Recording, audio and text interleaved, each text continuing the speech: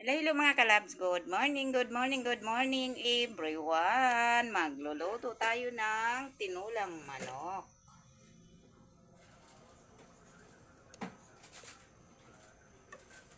Ito na mga kalabs ang sibuyas. Magluluto na tayo na tinulang. Kasi medyo maulan-ulan ngayon. Ihigop tayo ng sabaw.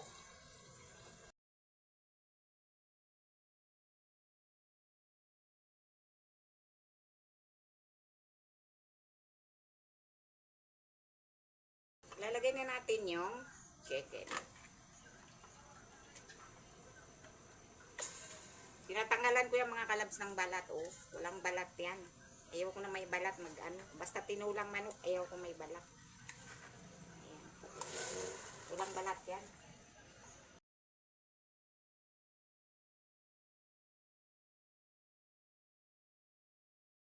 Iwas tayo mga kalab sa kolesterol ng chicken. Pag nagtinula tayo, tanggalan natin ng balat. Yung ko ba? Iba-iba tayo naman luto, di ba mga kalabs? Ayan. So, ilalagay na natin yung, ganito ako pag nagtinula ako. Ilagay natin yung sayuti. Ayan. Para pagluto na ang chicken, sabay siya luluto. Maluto yung sayuti. Ayan. Tapos na. Tapos maglalagay tayo ng patis. Dalawang. Ayan. Patis. Tapos maglalagay tayo ng pampalasa, chicken cubes. Ayan. Tapos maglalagay tayo ng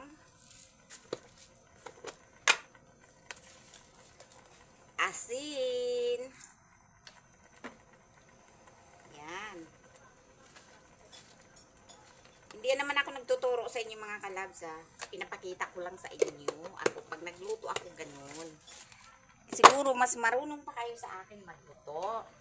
Tapos, maglalagay ako ng tanglad at saka siling pansigang. Ayan mga kalabs.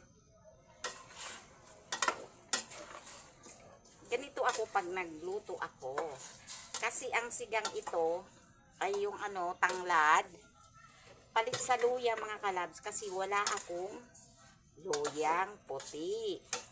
Pero maglalagay ako ng luyang dilaw. Kasi gamot yun mga kalabs, ang luyang dilaw. Mayroon ako dito kunti from the my garden. Ito kunti lang. From my garden, mga kalabs. Kasi may tanim ako luyang dilaw. Kunti lang naman. Kasi gamot ito mga kalabs. Alam niyo, pag mga may hipat, TB, ay wala naman. Wala naman dito sa amin ganyan taas. Pero, sadya ko lang naglalagay ako. Ayan mga kalabs. Ito na siya ang talabasan ng pag nagtinula akong manok, ganito talaga ako. Kaya nga, sabi ng mga kumakain, ulam, sabaw pa daw, ulam na. Joke lang mga kalabas, charot-charot lang tayo. Ito na mga kalabs. So ngayon mga kalabs, itatakpan na natin. Itakpan muna natin mga kalabs. Ayan siya.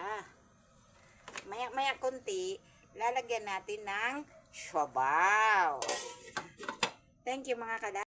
So, ilalagay ko na mga kalabs yung talbos ng sili from the garden.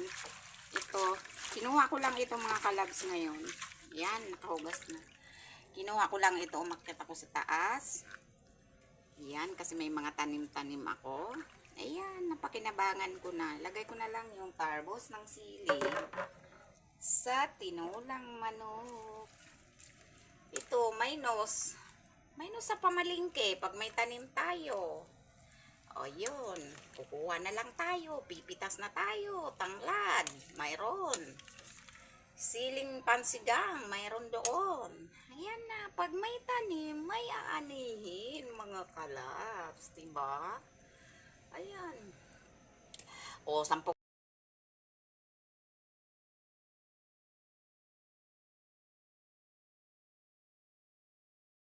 mga kalabs. Ayan na. Thank you for watching. Like and share. Kain tayo.